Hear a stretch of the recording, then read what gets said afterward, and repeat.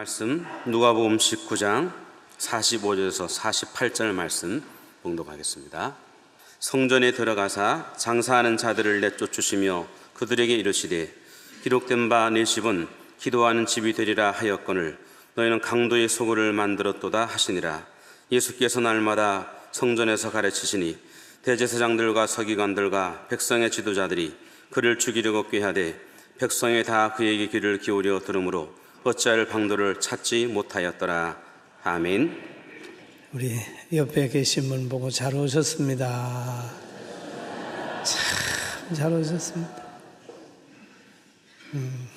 여러분 주일날 교회 올 수 있다는 것 자체가 행복입니다. 여러분 그런 얘기를 하죠. 예수님이니까 십자가도 지고 예수님이니까 고난도 극복을 하고 그런다고 그러죠. 근데 여러분 예수님도 인성을 가지고 계셨어요. 인성을. 예수님도 고난당하는 거 힘들어 하시고 예수님도 슬픈 환경 오시면 눈물을 흘리시고 예수님도 배고픔을 느끼고 그런 분이세요. 그러신 분이 언제든지 하나님의 말씀을 먼저 생각함으로 그의 신성이 그의 인성을 지배하는 거예요. 신앙생활 하는 것도 보면은 그 하나님의 말씀이 우리의 생각을 지배할 때 이 신앙생활 잘하는 것이고 늘 환경이나 육신에 지배받으면 신앙생활 잘 못하는 거예요. 그런데 오늘 본문에 보면은 예수님이 예루살렘 성전에 들어가셨다 그랬습니다. 그런데 예수님이 예루살렘에 성전에 들어가기 전에 먼저는 예루살렘에 올라가신 사건이 있습니다. 올라가셨어요. 이제 고난주간을 맞이하는 가정에서 예루살렘에 올라가는 거예요. 예루살렘을 올라가실 때에 예수님은 나귀를 타고 가셨어요. 그것이 성경에 예언이 되어 있는데 시온에 따라 크게 기뻐할지어다 예루살렘에 따라 즐거이 부를지어다 보라 내 왕이 내게 임하시나니 그는 공의로우시며 구원을 베푸시며 겸손하여서 나귀를 타시나니 나귀의 작은 것 곧 나귀 새끼니라 그렇게 기록이 되어 있습니다. 이게 스가랴 선지자를 통해서 하신 말씀이에요. 그 예수님은 이 예언대로 지금 예루살렘에 올라가시는 거예요. 그런데 올라가시기 전에 예수님께서 말씀하시길 저 동네에 가면 나귀가 있다. 매여 있는 나귀가 있는데 그 나귀를 끌고 오너라 그랬습니다. 이 제자들이 그 나귀를 이제 가지러 갑니다. 뭘로 가는 거예요. 그리고 주님이 또 말씀하시기를 가서 무엇에 쓰냐고 물어보거든 예수님이 쓰시겠다고 그래라. 그러면 보내리라 그랬습니다. 그대로 또 그랬어요. 그랬더니 나귀 주인이 가져가세요. 몰고 가세요. 그랬단 말이에요. 그리고 예수님이 가는 그 길에 예언이 성취되도록 나귀를 준비하시는 하나님이다. 할렐루야. 나귀를 준비해 놓으셨어요. 하나님이 예수님이 타고 가실 나귀를 예비했다. 헌신된 사람을 예비하고 또 나귀를 예비하고 그랬습니다. 그래서 나귀를 끌고 와서 제자들이 나귀 위에 겉옷을 깔았어요. 그러니 예수님이 거기에 탔습니다. 그리고 예루살렘으로 올라갈 때 그 무리들 가운데 여러 명이 자기 겉옷을 나귀 앞에 까는 겁니다. 나귀가 밟고 가는 거예요. 그럼 제자들의 겉옷은 예수님이 친히 안전히 나귀 위에 깔리고 다른 사람의 옷은 나귀 앞에 깔렸다. 그럼 봉사하는 위치도 때로는 주님 가까이에서 아니면 주님과 좀 멀리 다 봉사를 할 때가 있는데 나귀 위에 깔린 겉옷이 더 낫겠죠. 또 성경에 보면은 예수님이 예루살렘에 들어가실 때에 거기에 있는 무리가 아주 기뻐했습니다. 제자의 온 무리가 자기들이 본 바 모든 능한 일로 인하여 기뻐하며 그 예수님이 하신 일로 인하여 기뻐하며 큰 소리로 하나님을 찬양하며 이르되 찬송하리로다 주의 이름으로 오시는 왕이요 하늘에는 평하여 가장 높은 곳에서는 영광이로다 그렇게 막 찬양을 했어요. 이 찬양을 바리새인들이 보고는 좋지 않다고 생각을 했습니다. 그래서 예수님 보고 말하기를 예수여 저 사람들 좀 잠잠시키라 그랬죠. 그러니까 하나님의 뜻이 거기에서 이루어졌는데도 어떤 사람은 그것을 싫어하는 거예요. 그와 같이 하나님의 뜻대로 사는 사람들을 보고 불의한 사람으로 정죄할 수도 있다는 걸 보여주는 거죠. 과거에 그 일제시대 때는 출애굽기 강해를 강하게 못했다고 하는 말을 들었습니다. 왜냐하면 우리가 이렇게 살지만은 멀지 않는 장래에 우리는 독립한다. 모세를 이스라엘의 애굽에서 끌어낸 것 같이 그런 날이 올 것이다. 교회마다 희망을 전하게 될 때에 출애굽기 강해에 지장을 받았다라고 하는 그런 내가 소식을 들었습니다. 그런 글을 읽었습니다. 바리새인들 눈에는 찬양하는 것들이 잘못된 것으로 비춰져서 예수님 보고 잠잠게 좀 시켜라. 이럴 때 예수님이 대답하시길 누가복음 19장 40절에 이렇게 말씀하고 계십니다. 같이 한번 보십시다. 대답하여 이르시되 내가 너희에게 말함 만일 이 사람들이 침묵하며 돌들이 소리 지르리라 하시니라 그랬죠. 당연히 해야 될 일이다. 이 사람들이 침묵하면 돌들이 소리 지르게 한다는 거예요. 그렇게 그리고 예수님은 올라가시면서 예루살렘을 보시고 우셨어요. 왜? 예루살렘 성이 미래에 큰 문제가 있을 것이라는 것을 아셨기 때문입니다. 그래서 예수님은 말씀하기를 너도 오늘 평화에 관한 일을 알았더라면 좋을 뻔하였거니와 지금 내 눈에 숨겨졌도다. 오늘 이 평화에 관한 것을 너희가 알았더라면 좋은데 너희 눈에는 숨겨졌다. 예루살렘의 누림이 얼마나 축복인 것을 모르고 예루살렘의 미래에 어떻게 될 것인가 하는 것도 숨겨졌다 라고 하는 것을 말씀하셨어요. 예수님은 그 성을 보시고 우셨습니다. 예수님 눈에 보여지는 것은 미래에 원수가 와서 예루살렘을 에워싸게 되고 예루살렘에 와가지고 자식들을 땅에 메어 치게 되고 돌 하나도 돌 위에 남지 않게 하는 그런 큰 악한 사람이 온다는 거예요. 그러면서 예수님 말씀하시기를 이는 내가 보살핌 받는 날을 알지 못함을 인함이라.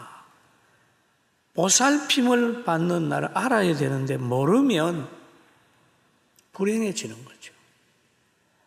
사랑하는 성도 여러분, 우리 민족이 하나님의 보살핌을 받고 하나님의 사랑을 받고 세계 사람들에게 보호를 받고 도움을 받았던 것을 우리가 늘 기억하면서 영광을 하나님께 돌리고 빚진 자의 자세로 사랑 베푸며 살게 되길 주의 이름으로 축원합니다. 여기에 보면 보살핌을 받는 날을 알아야 되는데 알지 못하면 보호를 못 받는 거예요. 보살핌 받는 날, 또 찾아올 때, 방문할 때라는 뜻이 있어요. 예수님이 입성하는 거, 그걸 보면서도 모르는 거예요. 그분이 얼마나 위대한 것인가 하는 것도 몰라요. 그분 앞에 무릎을 꿇고 이 재앙을 우리에게 피해 달라고 했다면 상황이 좀 달라졌을 텐데 몰랐단 말이에요. 그리고 우리가 보살핌 받는 때를 깨달아야 되는데 그 깨달음도 때가 있습니다. 모든 문제가 일어난 후에 깨달으면 후회가 되겠지요. 그러나 때를 알아야 돼요. 때가 있습니다. 솔로몬이 왕이 된 후에 많은 것을 누리고 살았지만은 그는 노년에 전도서를 통하여 고백하기를 범사에 기한이 있고 만사가 때가 있다. 천하 만사는 다 때가 있다. 사람이 볼 때 성장할 때가 있고 공부할 때가 있고 결혼할 때가 있고 출산할 때가 있고 일할 때가 있고 누릴 때가 있고 때가 있지 않습니까? 신앙생활 할 때가 있습니다. 우리 살아있는 이 기간 동안이 신앙생활 할 때예요. 할렐루야. 이 때를 놓치면 안 돼요. 자, 뭐 할 때냐, 내가 지금 뭐 할 때냐 하는 걸 늘 생각합니다. 우리나라도 하나님이 복 주실 때를 알아야 돼요. 지금 우리가 해야 될 일들을 잘 알아야 됩니다. 그저께 며칠 전에 3.1절 어디에 갔다가 온 성도가 그런 얘기를 했습니다. 목사님 가보니까 참 많은 사람들이 모였대요. 그래서 집에 와서 이번 9시 유수에는 거기에 대해서 좀 나오겠지 생각하고 공영방송 9시 유수를 이렇게 봤는데 한 줄도 안 나오더라고요. 한 말도 안 나오더라고요. 여러분 몇만 명이 모여가지고 만세를 부르고 또 예배도 드리고 부르짖었는데 한마디도 없다는 거예요. 그런데 저는 기독교 방송을 봤으므로 거기에서는 나왔어요. 거기에서는 얘기하는 게 나왔어요. 여러분 방송도 잘 봐야 실망 안 해요. 할렐루야. 근데 기독교 방송 그래서 좋아하는 거예요. 그래서 참 세상에는 언론의 암흑 시대가 왔구나. 몇 사람이 모여가지고 불평하고 하는 거는 막 얘기하는 거예요. 요즘 미투가 막 나오는 거예요. 그런데 몇만 명이 모여가지고 하는 거는 안 나와요. 여러분, 언론의 암흑시대다. 사람들로 하여금 분별력을 상실하게 하는 거죠. 이거 큰 죄입니다. 그러나 우리에게는 교회가 있고 기독교 방송이 있으니 거기에서 정보 얻으시고 시대 속의 빛과 소금의 역할을 감당하기를 주의 이름으로 축원합니다. 그러면 그때만 그랬을까요? 구약의 노아 시대 때도 보면은 모든 사람들에게 노아 홍수의 모든 것이 덮여져 있는 거예요. 그러나 누구만 아느냐? 노아만 압니다. 홍수 심판이 온다고 하는 것을 그들이 모르고 있으니까 뭐 시집가고 장가가고 뭐 타락하고 그랬잖아요. 그러나 시계는 홍수 심판의 때는 차각차각 오는 거예요. 그래서 노아의 가정은 구원을 받았지만은 그 환난을 모르고 준비하지 않는 사람들은 다 홍수 심판에 죽었습니다. 사랑하는 성도 여러분, 진리를 세상은 자꾸 덮어요. 때를 가리고.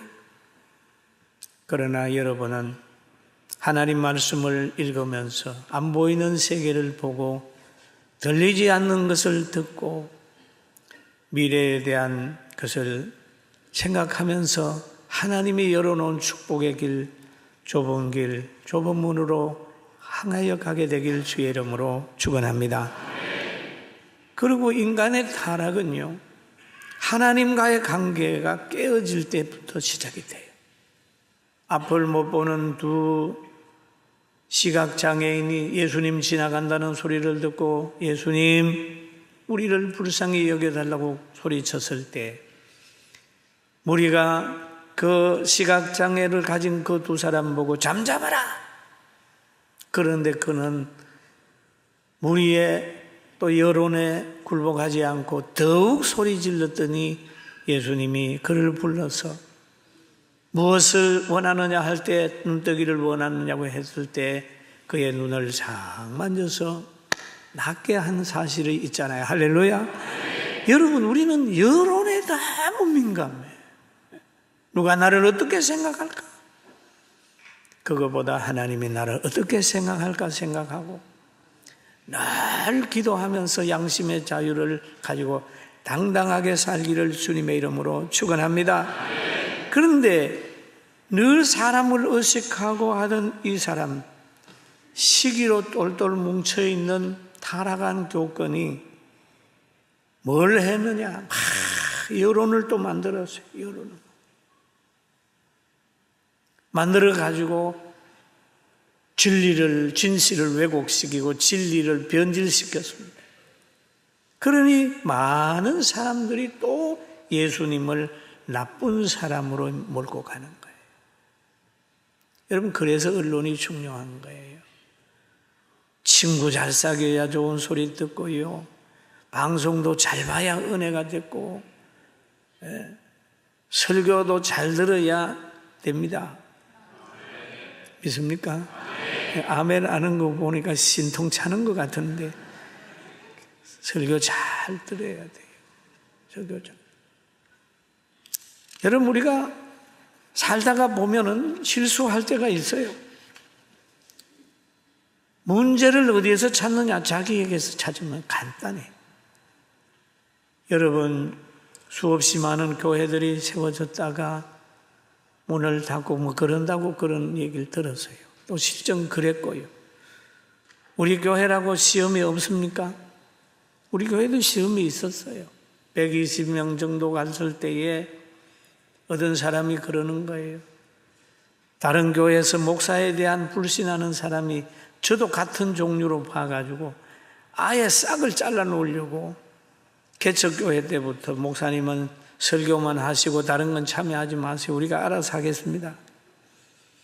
그런데 제 성질에 또 제 신앙에 굴복하지 않죠. 아니요. 교회는 하나님의 말씀이 지배해야 되고 교회는 믿음 좋은 사람이 해야 되는데 목사가 안 하면 수준이 집사 수준 되니까 그건 못합니다. 그랬어요. 그랬더니 막 이상하게 해가지고 많은 어려움을 당해봤습니다. 그럴 때에 상대를 미워하는 마음이 처음에는 생기더니 나중에 기도하다가 깨달아 봤어요. 아이고, 왜 이렇게 됐을까? 라고 생각하고 산에 가서 간절히 며칠 기도하고 금식하고 생각해 보니까 내 설교를 점검하게 됐습니다. 한쪽에는 성경을, 한쪽에는 신문을 들고 열심히 윤리와 도덕적인 설교를 했는데 성도들로 하여금 영적으로 성장시키지 못했다는 걸 깨달아. 그때부터 내가 강의 설교를 시작을 해서 오늘날까지 왔어요. 할렐루야. 그 후에는 얼마나 성도들이 힘이 있는지 몰라. 이단들이 들어와 뭐라 그러고 누가 뭐라 그래도 단단히 있어. 이게 그래서 출애굽기 강해를 하고 창세기 강해를 하고 마태복음 강해를 하고 그때부터 강해. 사랑하는 여러분, 가족의 건강에 문제가 생겼거든 아픈 사람 나무래지 말고 어머니는 부엌에 가서 내가 쓰는 식재료가 뭔지 내가 어떻게 조리하고 있는지를 한번 살펴보고 가정의 건강을 지키는 좋은 분들 되길 주의 이름으로 축원합니다. 가정에 문제가 있거든 가장이 자기에게서 문제를 한번 찾아보세요. 교회 문제가 있거든 목사는 내가 어떻게 설교하고 있는지 그 모든 진리와 말씀이 성경 속에서 나왔는지 아니면 세상에 여러 가지 정보와 자기의 어떤 의도를 가지고 접근하지 않는지를 잘 살펴서 우리 모두가 행복한 길 가게 되기를 주님의 이름으로 축복합니다. 아멘. 자기 돌아봐야 돼요. 자기 입 돌아보지 않으면 분노만 생기는 거예요. 자기 자녀에게 문제가 있는데 문제만 생기면 남의 아이에서 문제를 찾으려고 그러면 이건 나중에 가면 자기 자녀요 배려버립니다. 문제가 생기거든 내 아이에겐 문제가 없는지 먼저 살펴보라는 거. 그런데 오늘 이 타락한 제사장들 보면은 막 시기심이 발동해가지고 어떻게 하면 예수님을 죽일까 하고 그런 계획을 했었어요. 그러다가 결국 자기들의 계획대로 돼서 예수님을 막 여론 재판을 해가지고 궁지에 몰았습니다. 그러나 예수님은 마지막 날 부활하는 그런 역사가 있었잖아요. 절대로 어둠의 세력이 빛을 지배하지 못합니다. 믿습니까? 그래서 오늘 본문에 가만히 여러분 보시면 예수님이 성전을 정결케 한 것처럼 우리를 정결케 하고 있다. 성령님이 오시면 우리의 마음을 변화시키려고 할 때 아멘으로 받아들이고 육신적으로 거슬리는 게 있을 때는 그것을 성령의 역사를 배척하지 말고 주여 내 정보와 가치관이 문제가 있습니다. 나를 붙들어 주세요 하고 예수님 따라간다면 여러분과 저의 삶이 항상 아름다움이 있다는 걸 기억하게 되기를 주님의 이름으로 축원합니다. 정보를 좋은 곳에서 늘 얻도록 하십시오. 그리고 성경을 읽으면서 그대로 믿으십시오. 그리고 세상은 악한 사람들이 많이 지배하기 때문에 역사도 바르지 않은 것이 너무 많습니다. 오늘 성경에도 그런 것이 있으니까 정말 우리의 마음이 늘 주님 앞에 있고 사순절 기간 동안에 묵묵히 하나님 말씀을 읽으면서 고난주간 사경을 통하여 다시 한번 무장을 하고 부활의 아침에 함께 환하게 웃는 축복이 우리 모두에게 있기를 주의 이름으로 축원합니다. 여러분은 하나님이 함께 하기 때문에 마음의 평안함을 가져야 돼요. 짜증내고 징징거리고 밤잠을 설친다고 해서 환경 달라지는 거 있습니까? 없잖아요. 하나님이 주신 인생 그냥 즐겁게 산다 그런 생각을 하고 살면 아름다운 미래가 도래할 줄로 믿습니다. 저는 여러분 주보 뒤에 있는 시 한 편을 어느 날 제가 서면서 그 눈 덮인 산을 나르는 한 마리의 새가 돼가지고 이 시를 쓰는데 여러분 한번 같이 한번 읽어봅시다. 시작. 낙엽 진 수리산에 지난밤 첫눈이 내려 하얀 눈 나무 옷 입고 새벽 지나 낮은 태양 사랑 이만희 미련 없이 옷 벗고 앙상한 가지 알몸을 드러낸 낙엽은 눈에 산을 찾은 이들 발밑을 뽀도독 무너져 내려 영하의 날씨 얼음이 된다. 오가는 세월 따라 흐르는 계절 한 마리의 새가 되어 날다 날개 힘 잃어 저 눈 덮인 산에 한 줌의 흙이 되고 내 영혼 좁은 길 통해 저 나그네 감미더니 10년 깊이 흐르는 감사가 한편의 시를 돋아나는구나. 아멘. 그러니까 내가 수리산 밑에 살아요. 그러니까 늘 수리산을 보면서 이렇게 생각을 해요. 여러분 바로 예수님 가신 그 길 함께 가면서 신앙생활하면서 고민하지 말고 예수님 바라보고 감사하고 눈물 흘리면서 언제든지 마음이 교회에 있고 말씀에 있다면 절대로 여러분은 좌절하지 않을 것입니다. 할렐루야.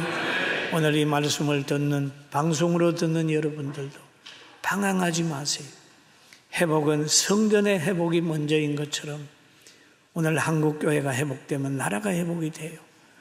여러분이 회복이 되면 신앙이 회복되면 가정이 회복이 됩니다. 이 회복의 은총이 우리 모두에게 있기를 주의 이름으로 축원합니다. 기도하겠습니다. 지금은 우리 주 예수 그리스도의 은혜와 하나님 아버지의 큰 사랑하심과 성령님의 감동과 충만되죠 교통하심이 사랑하는 성도들과 귀한 가정 위에 우리 모두들 위에 이 나라 이 민족 위에 육해공군 상병들 위에와 지도자들 위에 선교사들 머리 위에 해외에 있는 모든 성도들 머리 위에 함께 예배드리고 헌신하는 모든 분들 봉사하는 이들 머리 위에 말씀을 듣는 많은 기독교 방송을 듣는 분들 머리 위에 지금부터 영원 무궁토록 함께 있을지어다. 아멘.